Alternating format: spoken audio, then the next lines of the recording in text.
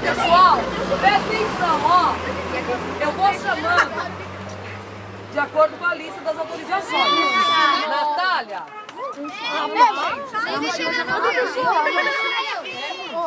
Ana. Mariana. Janaína. Daniel Barbosa. Já pega o nosso, moleque. Vitor Henrique. Didática geral. A aula, o ato pedagógico em si. Eu entro numa sala de aula e encontro meus alunos, mas a gente pode expandir, porque o aluno não aprende só naquelas 4 paredes. Pessoal, vocês conhecem essa região aqui? Quem conhece? Que lugar é esse? Sala de aula é um lugar de educação formal, né? Então, esse lugar, ele pode ser um pátio, esse lugar pode ser uma tenda, pode ser um átrio, esse lugar pode ser um bosque. Isso tudo é sala de aula. A sala de aula, a gente inventa a sala de aula, né? Um espaço que a gente realiza essa belíssima história, que é a história do aprender e do ensinar. É o trem que vai para a Estação da Luz. Quem já foi de trem para a Estação da Luz? É a linha Santos-Jundiaí, não é isso? Só que agora é a Estação da Luz Francisco Morato. A sala de aula ela está num contexto chamado escola. A escola é que tem que ser cada vez mais um espaço de ensino e aprendizagem, com possibilidades que ampliem a relação de sala de aula. Então, sala de aula, inclusive, pode ser um ônibus, quando a gente está indo para os nossos estudos de meio, quando a gente está saindo com as crianças para o teatro, para cinema, para parque, e a gente faz muito isso. Então, aquilo ali é uma sala de aula, o ônibus é uma sala de aula, o parque é uma sala de aula. Esse aqui é o Parque do Jaraguá. Tá, nós estamos aqui. Você está ali. O parque ele fica localizado na região noroeste, entre a zona norte e a zona oeste. No roteiro a gente vai amarrar depois. Uma das questões é essa, qual a diferença de aprender aqui e aprender na sala de aula? Porque nós já vimos vídeos sobre a Mata Atlântica, eu trabalhei com eles um projeto, um pé de quê, então nós trabalhamos vários tipos de árvores, as vegetações diversificadas. E eu perguntei para eles qual que era a diferença hoje. Eu falei, gente, será que tem diferença sair daqui? E a resposta deles foi, nossa, agora nós vamos ver de verdade, ver. Seguinte, e ali é o Pico do Jaraguá, é o ponto mais alto da cidade de São Paulo. Vocês têm ideia da altitude? 1,5 km. Qual a diferença entre altura e altitude? Vocês sabem? Altitude é a partir... Isso. E a altura? A partir do chão. A partir do chão, não é isso? Se eu chegar para trabalhar e eu não tiver a pauta do conhecimento que eu tenho a responsabilidade de trabalhar, não existe aula. Pode existir um encontro lúdico, pode ser um encontro que eu levo a minha experiência e a minha experiência traga conhecimentos, mas a aula tem sempre essa perspectiva do ensino e da aprendizagem. Por exemplo, eu posso tornar um conhecimento muito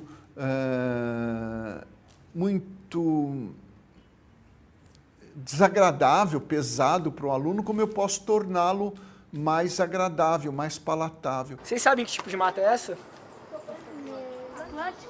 Mata Atlântica. Por que Mata Atlântica? Tem a mata que fica perto do Oceano Atlântico, por isso Mata Atlântica. E a mata que a gente tem aqui é a Mata Atlântica secundária, porque a primária ela já foi cortada.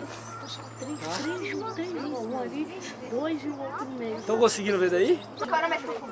Sagui do tufo branco. Ele é nativo da Mata Atlântica da Bahia e Caatinga. Tá, ele é exótico nessa região. Mas como pode o professor se programar para uma aula na qual tudo pode acontecer? Não dá para controlar tudo. E não precisa controlar tudo, você precisa saber lidar.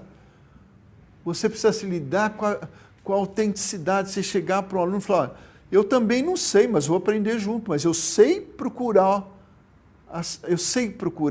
a forma de superar o problema, de solucionar o problema. Isso o professor precisa saber. E vai ser um exemplo muito bom quando diz, olha, eu também não sei, mas nós vamos aprender juntos. Você falou que não tem o bugio, a gente não tem aqui. Bugio não tem. Bugio tem na Cantareira. Tá. O que acontece? O que a gente acha? Que era um grande corredor ecológico, da Cantareira até aqui o Jaraguá, Eu acho que você sair fora daquele planejamento que você fez, aquele certinho, para fazer qualquer atividade fora, eu acho que sempre é um ganho. E o aluno? O que será que ele pensa de uma aula como esta? Que é mais legal para conhecer mais. Eu gosto de saber mais sobre as coisas. Você gosta mais da aula aqui ou na escola? Comercializa. Então a gente ainda tem Aqui, eu acho. Por quê? Não sei. Qual a diferença entre a aula aqui e na escola? Aqui dá para nós ver e relar, lá não, é só em livro ou então em foto. Galerinha, vocês estão vendo esse nome esquisito aqui embaixo? Você viu que eu falei do esquilo? Que eu falei caxinguelê, falei serelepe. Todos esses nomes a gente fala que é o nome popular. Por isso que tem vários nomes. Ele tem um nome científico, igual a figueira. Existe a figueira branca, existe a figueira só. Esse daqui é o gênero dela, esse daqui é a espécie. Esse daqui é o nome científico. Então o gênero dela é Ficus, espécie insípida. Se eu chegar no Japão, chegar para um cara, eu quero uma figueira branca, o cara não vai saber o que é. Tem que falar um nome científico. Porque lá deve ter um outro nome popular. Tá? Todos esses nomes populares que eu falei para vocês do esquilo são de vários locais. Aqui em São Paulo é serelepe. Você vai para o interior e eles chamam de caxinguelê. Professora, isso é mesmo uma aula? É aula, oxa. É uma super aula. Mas e o giz e o quadro negro? A senhora não sente falta? Eu não. Nem um pouco. Nem um pouco. Acho que não precisa ter giz e quadro negro, não. Será? A parede, a lousa, o giz, isso não é condição sine qua non para se dar a aprendizagem e o ensino. Algumas outras coisas são condições sine qua non, mas essas coisas não. E muitas vezes a gente confunde as coisas, fica dando valor demais àquilo que não é personagem principal da história, é só um coadjuvante. As pessoas concebem o espaço como tem que ser daquele jeito. Eu só consigo ensinar se tiver lousa, apagador, giz, carteira uma atrás da outra, né? As crianças, né, sequenciadas, só consigo ensinar desse jeito. E não é assim. Você consegue ensinar de qualquer jeito. Pessoal, vamos fazer uma roda aqui no meio, ó, que eu quero falar com vocês um pouquinho.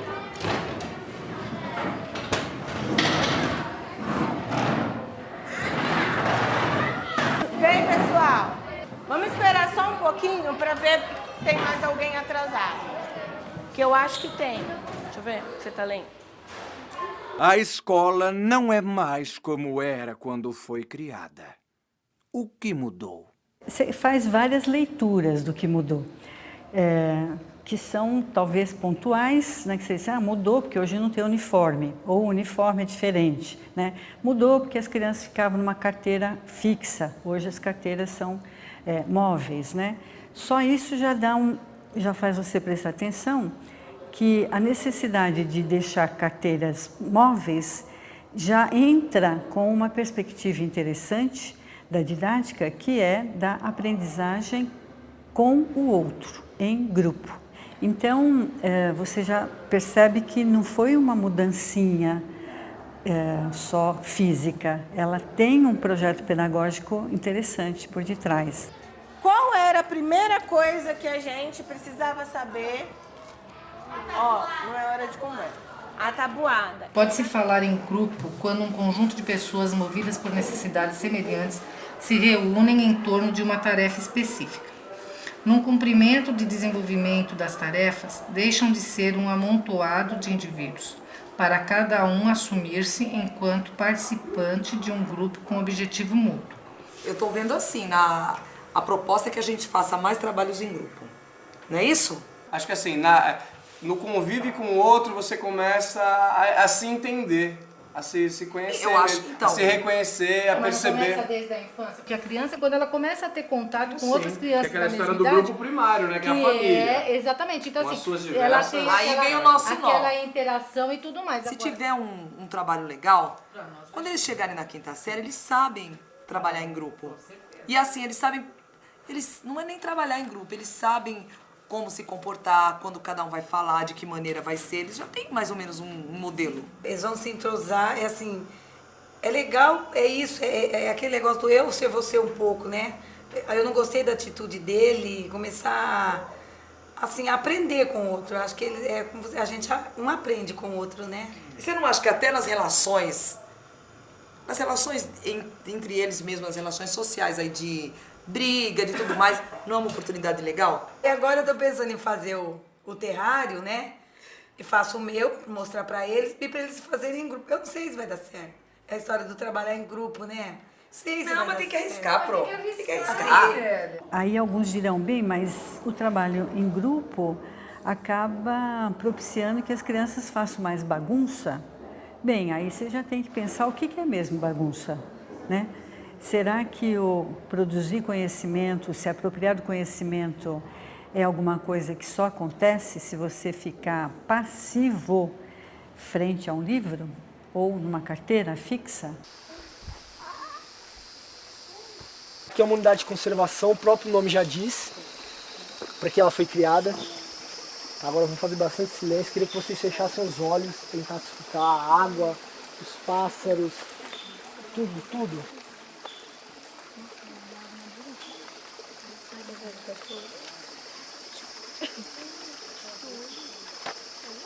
Vocês conseguem escutar esse som em casa?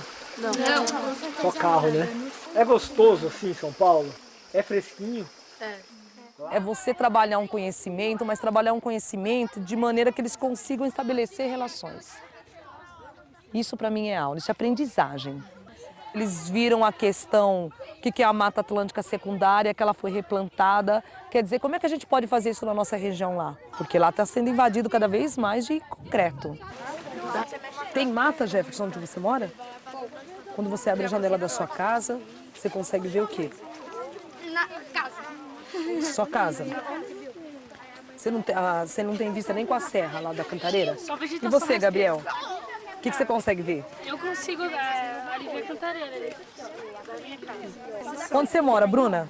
Ali nos prédios, do lado do Gabriel. Qual a sua vista da janela do seu quarto? A mesma que a minha. Outros prédios. São outros? Outro tá de outra posição? Tá. O que você vê?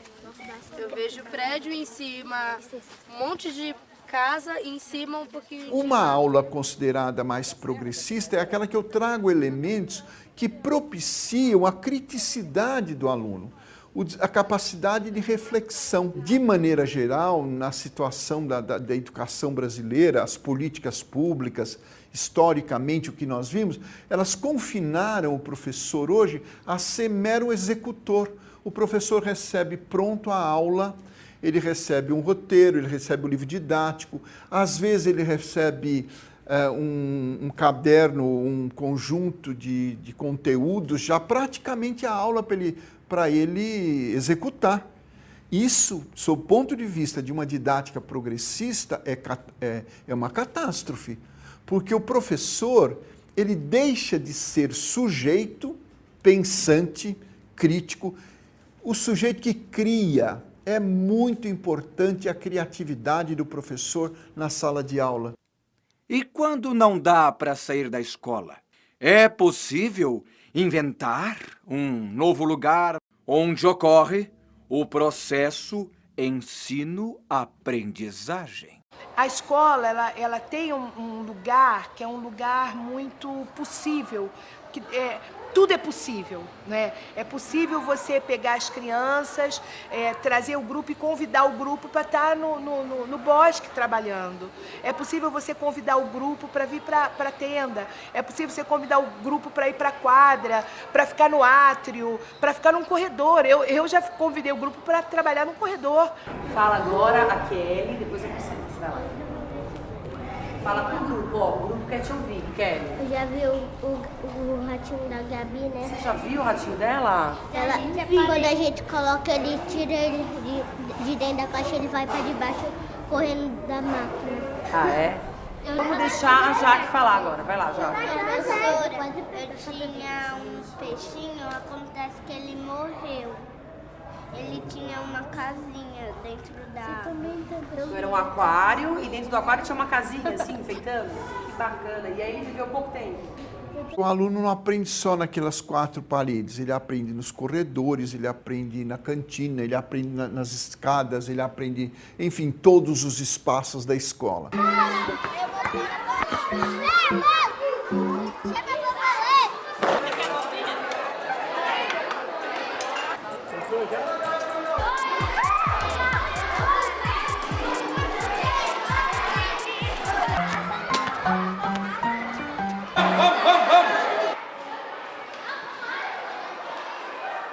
Será que a aula expositiva está fadada a acabar?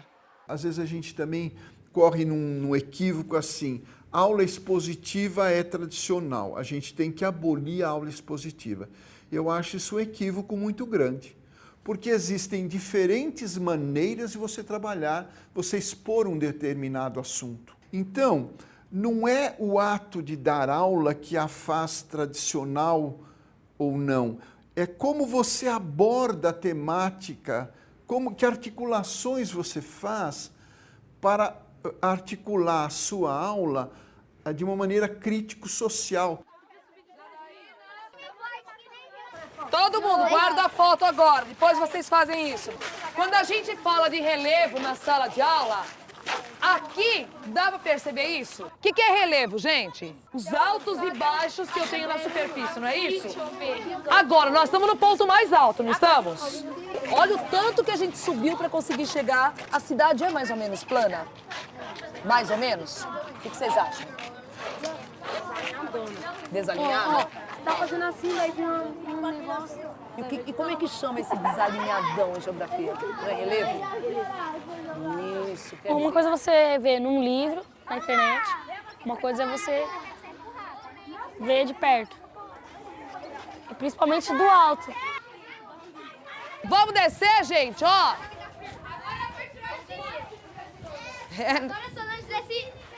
Agora eu chego primeiro. Eu digo que com parede ou sem parede, nós podemos fazer um ensino de qualidade. Até para a gente não entrar assim numa coisa, tem que mudar tudo fisicamente, aí vai acontecer a escola boa. Não necessariamente. Então a escola não precisa implodir para ser outra coisa, nós precisamos reinventar a escola dentro da sua finalidade social. Lá no Rio a gente tem uma expressão que eu acho muito feliz da Regina de Assis, que foi nossa secretária de Educação Municipal, a sala de aula do tamanho do mundo, né? E eu fico pensando exatamente nisso, a sala de aula, ela precisa ser do tamanho do mundo, para ela poder acolher múltiplas aprendizagens. Então ela precisa ser do tamanho do mundo para poder caber nela um mundo.